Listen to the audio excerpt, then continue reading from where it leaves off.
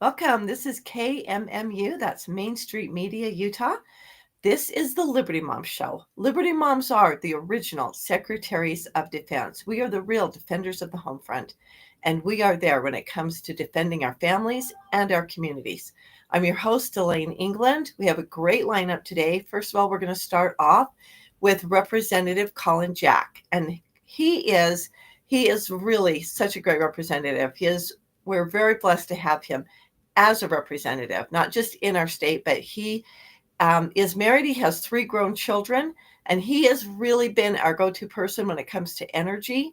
He has done some great bills, some great work, and he knows this stuff. And so I feel like he has really blessed the state of Utah from his expertise on that. But we're going to talk to him today about a bill that he is sponsoring for the 2025 session that is coming up very quickly. And so tell us about this bill that you have that is not about energy at all. It's about an enhanced penalty for illegal immigrants who commit a felony. So tell us a little bit about your bill.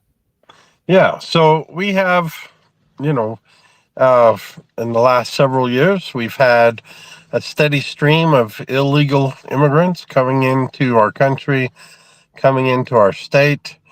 I had the opportunity to visit the Arizona-Mexico border in Cochise County with the county sheriff and his detectives a couple of months ago, and they took me and showed me around and explained to me some of the details of that, and it's all very disturbing. And uh, and we've seen that every state now, including Utah, is a border state, and we have had some.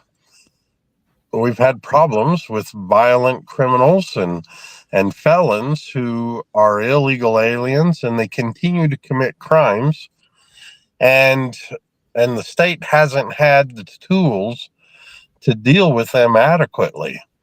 And so, as a legislature, as a caucus, the majority caucus uh, called together everybody who had a bill in this space. And I had a bill that I was working on. And it turned out it was part of a group of bills. There's 10 of us, and we've fit them all together very nicely. But my particular slice of this pie enhances the penalty. So if you've been arrested and you've committed a felony, and we determine that you're here illegally and you've been deported before, then that becomes an enhanced felony. And so, for whatever that crime was, you get the next penalty up. There's a formula that judges use. And so this bill simply will enhance that penalty. That's the way it's written currently. I have a Senate co-sponsor who is Senator Musselman, and he's looking. He may add another element to that, and that hasn't yet been determined. But that's what the bill does currently, and that's what it's designed to do. Okay, so to get clear, so they have come to America illegally. So they're an illegal immigrant, but then they have been deported. So we can't just determine that they're here illegally to get the enhanced penalty. They're going to they have to have already been deported before that kicks in. Is that correct?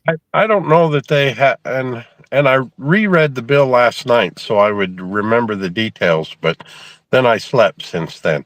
But Exactly. but I would have to have it in front of me, and sadly I don't. But I don't recollect specifically that they have to have been deported, but they have to have been found that they are here illegally, and we've determined that, and so now this becomes an enhanced penalty, and gives then the judge and the Utah legal system the opportunity to put some teeth into the penalty that now that they'll deal with and keep these violent felons off the street. So that is a serious, very serious, and very real problem. So is this basically going to be, because one of the problems that we have is, in my opinion, and I'm totally open to being wrong on this, I'm totally open to being educated, but what I see happening is that judges are letting them, off for $2,500 bail. They're violent criminals that have raped women and done some really serious, some serious violent crimes. But the judges are letting them off without bail or on very low amounts of bail. So then they're still going back out to be able to commit more crimes. Do you feel like the judges are going to be on the team? Does this hold the judges' feet to the fire? Well, so and and as you pointed out when you introduced me, I'm an electrical engineer, and so my my expertise is in the power world.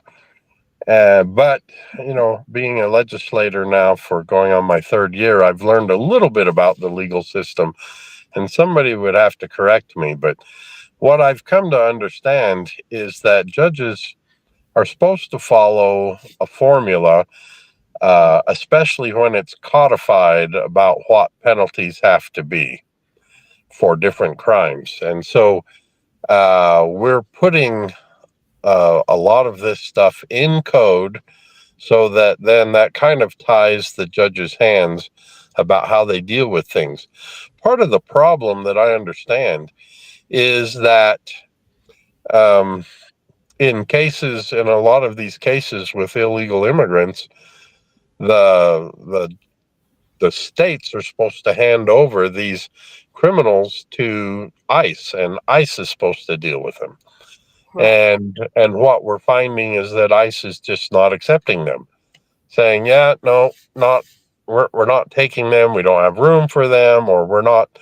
We filled our quota for the day, and so." Then we just turn them loose. And so what we're saying is, well, okay, we're not turning them loose, and there's some other bills in this uh, slate of bills that have enhanced other pieces of code, which then keep these criminals in state custody and making space to keep them in state custody when we know that ICE is not going to take them and do their job. So we're essentially, the state is doing the job that I should be doing, but we're doing it to protect the citizens of Utah because at the end of the day, that's our job. Okay, that is really, yeah, it ends up becoming our job because if the feds don't do it. But do you think ICE will change? Do you think ICE will have a different direction once President Trump is in office? Do you think that will make a change with ICE? I hope so, and I think so. And again, I don't live in this space, but when I was speaking to the sheriff and his deputies in Cochise County, Arizona, they were saying that they knew the ICE people. I mean, they work with them on a daily basis, and they Absolutely. know that those folks are frustrated. Those employees, the men on the ground at the border, they're very frustrated with the instructions they're getting from the top down. So I think there will be a change when they get different orders from their superiors, and so I think we'll see a difference in administration when we change our president. But you know, we already know President Trump will be in office for 4 years, and so we have hopes for after that, but we don't know. So we're going to Right. put all of this in code now, and yeah, maybe we're closing this barn door after the cow's out, but then we know that the barn door is there and we can close it when we need to. Yes, please do not think that I was insinuating that at all. But I do think that that is exactly what we need to do. And I'm not a person who really likes to tell judges what to do. I think the reason we have judges is that they go in and they take all the circumstances into consideration. But we do need to have some guidelines and some serious parameters that they need to work so that judges can't go rogue. So they can't just just be honestly what I would consider crazy, just letting Yeah. violent criminals out. So I really think this is a really important piece of legislation. And I can just see so many positive aspects just because we can't have our laws in Utah be dependent on who's in the White House or what's happening Right. federally. We need to secure our own borders and take care of our own state.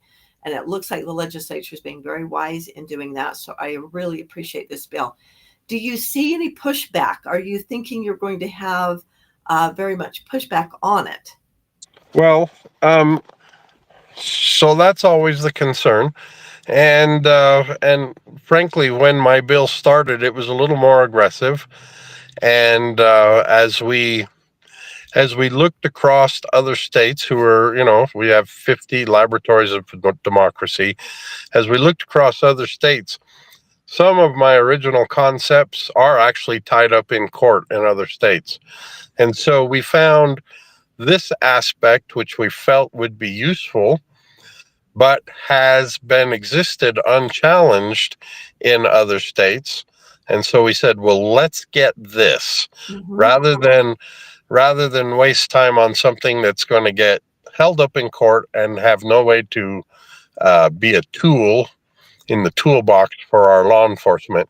Let's get something that can pass, can hasn't been challenged thus far. And so I have high hopes that we'll get this in and we'll be able to use it. And then we can watch how the lawsuits come out in other states, and maybe we ratchet up Mm-hmm. the pressure if those lawsuits are successful. But that's